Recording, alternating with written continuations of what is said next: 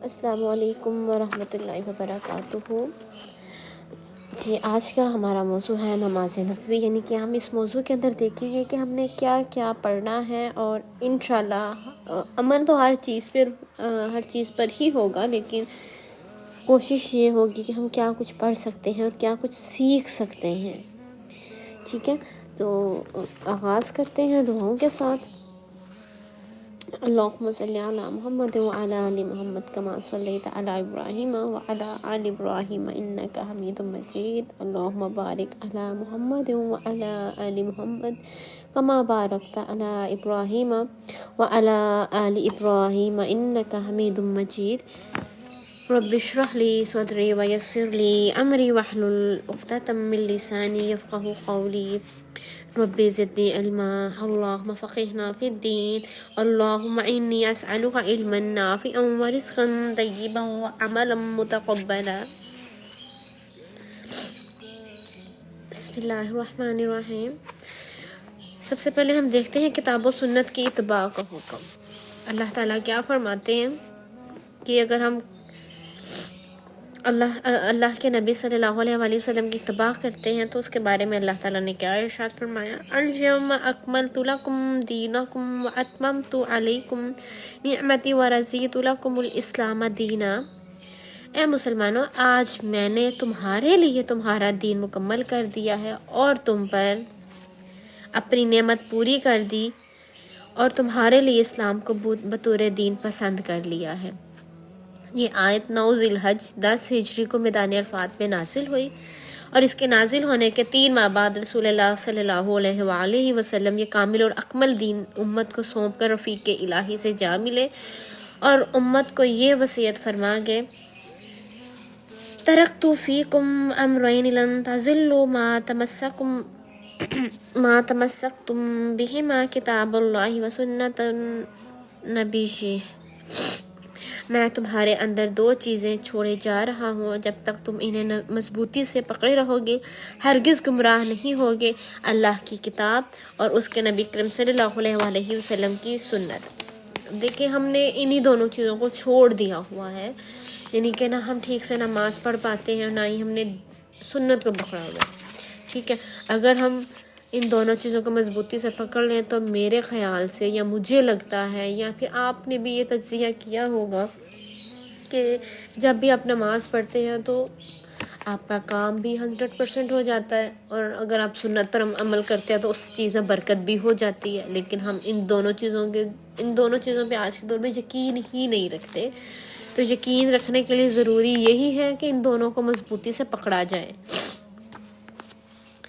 رسول اللہ صلی اللہ علیہ وآلہ وسلم فرماتے ہیں: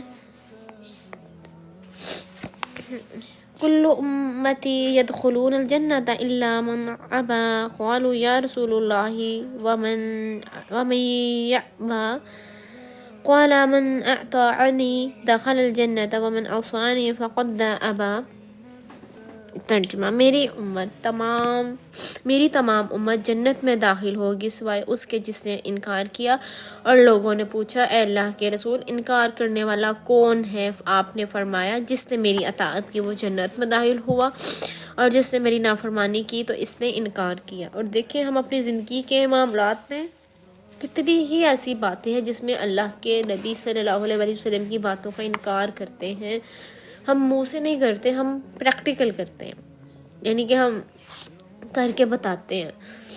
آج کل جیسے رواج ہے کھڑے ہو کے پانی پی لیں گا، ٹھیک ہے، کسی کو بھی دیکھ لو کھڑے ہو کے پانی پی رہا ہے، یا پھر اگر لباس پہن رہا ہے تو کوئی طریقہ ہی نہیں ہے، نہ دعا آتی ہے، نہ ہی ہم بچوں کو یہ بتاتے ہیں کہ اگر قمیض پہنو تو سیدھی طرف سے پہنو، یا کپڑے پہننے کا ہمیں طریقہ نہیں پتہ، ہمیں پانی پینے کا انداز نہیں معلوم، ہمیں کھانا کھانے کا انداز نہیں معلوم۔ حتیٰ کہ نبی پاک صلی اللہ علیہ وآلہ وسلم نے پانی پینے سے لے کر، یعنی کہ ایسے کہہ لیں جیسے بچے کی پیدائش سے لے کر اس کی موت تک کی ساری سنتوں کے بارے میں ہمیں بتایا کہ ایک زندگی ہے نا بچے کی پیدائش اور انسان کی موت، آخری لمحہ، کہ اس آخری لمحے میں بھی کیا کیا کرنا ہے، وہ سب ہمارے نبی کرم صلی اللہ علیہ وآلہ وسلم نے بتایا۔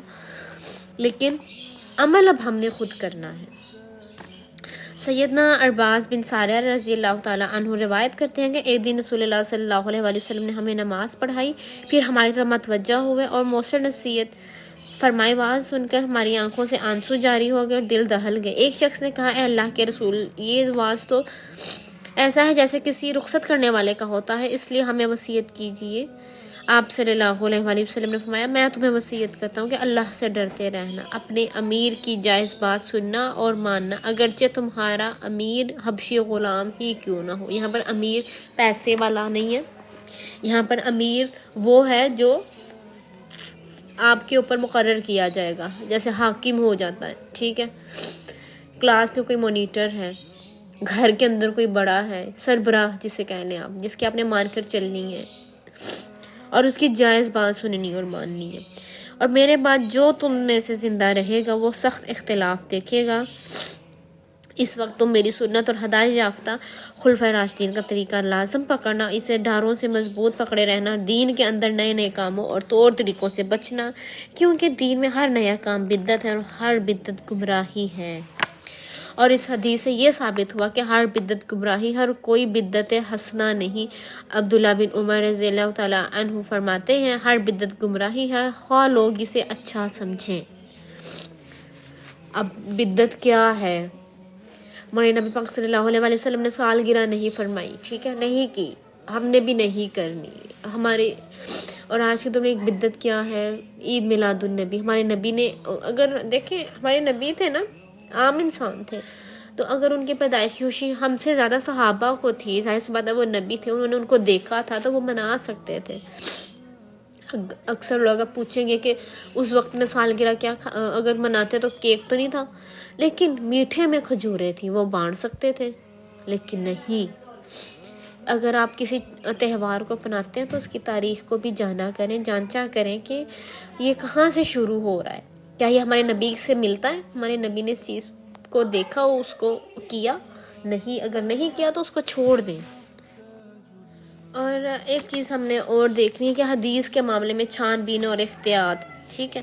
اللہ تعالیٰ فرماتے ہیں، وَلَوْ أَنزَلْنَا إِلَيْكَ الذِّكْرَ لِتُبَيِّنَ لِلنَّاسِ مَا نُزِّلَ إِلَيْهِمْ وَلَعَلَّهُمْ يَتَفَكَّرُونَ، اور ہم نے آپ کی طرف ذکر قرآن مجید نازل کیا ہے تاکہ آپ لوگوں کے لیے بیان کریں جو کچھ ان کی طرف نازل کیا گیا ہے، تاکہ وہ غور و فکر کریں۔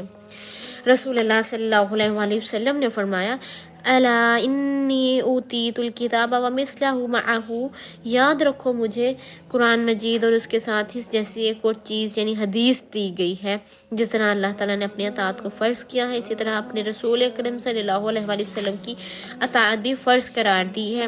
فرمایا، یا ایھا الذین آمنوا اطیعوا اللہ واطیعوا الرسول ولا تبطلوا اعمالکم، اے اہل ایمان، اللہ کی اطاعت کرو اور اس کے رسول صلی اللہ علیہ وآلہ وسلم کی اطاعت کرو، اور اس اطاعت سے ہٹ کر اپنے اعمال باطل نہ کرو۔ یعنی کہ ہم نے جو ہمارے نبی نے کیا ہے ہم نے وہی کرنا ہے، اس سے ہٹ کے ہم نے کچھ نہیں کرنا۔